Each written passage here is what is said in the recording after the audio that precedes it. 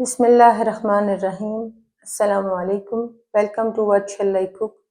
आज हम बना रहे हैं क्रिस्पी आलू के पकोड़े।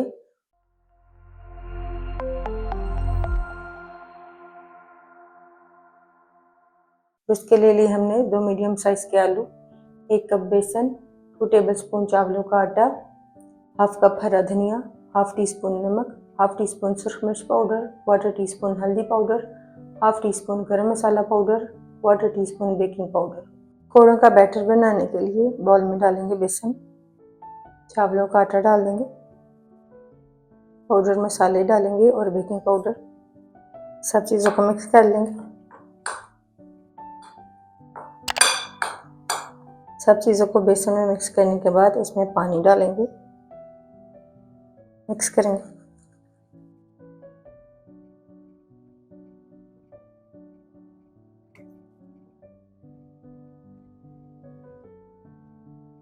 हरा धनिया डाल देंगे, मिक्स कर लेंगे।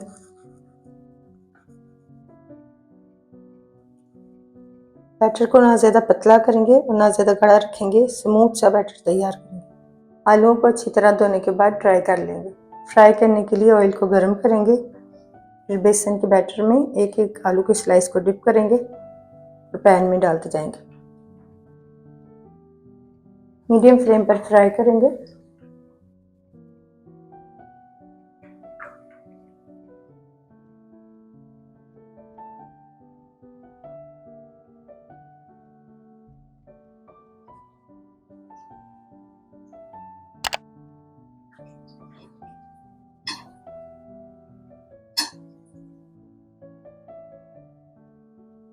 गोल्डन और क्रिस्पी होने तक फ्राई करेंगे।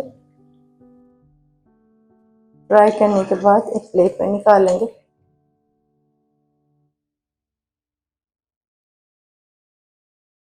अल्हम्दुलिल्लाह क्रिस्पी आलू के पकोड़े तैयार हैं।